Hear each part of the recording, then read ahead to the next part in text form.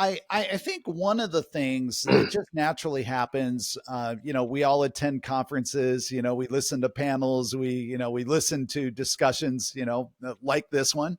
And, it's easy to listen and say, wow, that's amazing. Yeah, I'd really like to take action on that. I'd like to consider, something in my own business and my own workflow. But then, the question always is, but I'm saddled with all this legacy and or I'm locked into, agreements with vendors or agreements with cloud providers or whatever. And so there can sometimes feel like I really want to, be innovative, but I'm kind of stuck.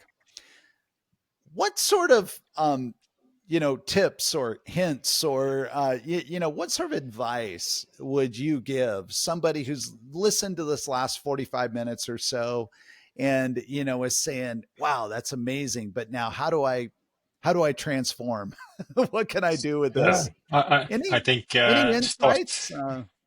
Yeah, I think start small. If you have an existing platform and you want to test out new stuff, you don't need to throw everything away and start from scratch. Of course, yeah, it's good for our business, but typically it doesn't work like that. But you can start small. You can start using or change bits and pieces, and for example, event-based channels, move them to a new platform, move them to the cloud. If it works fine, it will work fine, and then I join or move other stuff to the cloud or on-prem, or even you can reuse existing hardware because you can gradually move stuff to other platforms, reuse the existing hardware for another component.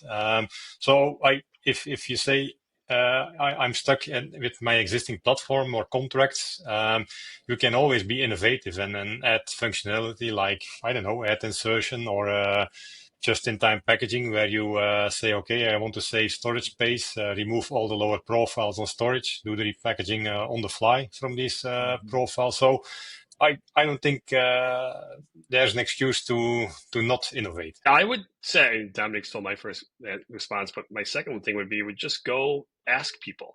Go to a conference and just ask questions, because one of the great things about this industry is there's a lot of passionate people. I love what I do. I love talking about what I do. I love hearing from other people in the industry and having these kinds of conversations where new things come up, where new technologies are discussed, when new opportunities are presented. And I think that maybe you think people won't be very forthcoming, but I think you'll be surprised that some people they'll give you the secret sauce and they'll tell you what they're doing and how they do it and why it's special. And maybe they will try to sell you their service, but at the end of the day, I think most people will just say, hey, this is what I think. This is your problem. This is how I would approach it. Hey, maybe you should talk to this company. This is their solution. It might be a little better than my solution. I think the industry is very open to just having great conversations because everyone's situation is different. Everyone has a different issue, slightly different ways they need to solve their problem, and just different realities. And I think that just having that conversation and just go to a conference, walk to a booth, it might have the solution that you might need, and just go talk to somebody there and just start having a talk. I think you'll learn a lot, you'll find out a lot, and you'll start finding some solutions to your problems and having some ideas of what to do next. And my advice is slightly different. I would tell people is sit down and think, because how we make video is changing under our feet. And it is an existential threat to all four companies in this webinar right now, which is, if I go to Facebook Reels and I flick through it, I would say today, 50% of the videos I look at were not encoded. They were made by AI, right? Those did not pass through any type of encoder. There was no media workflow. There was no production system behind them. It was servers in a server farm from, you name it, AI vendor, making video. And that's already 50% of what I'm consuming. So next year, that will be 75 or 80%.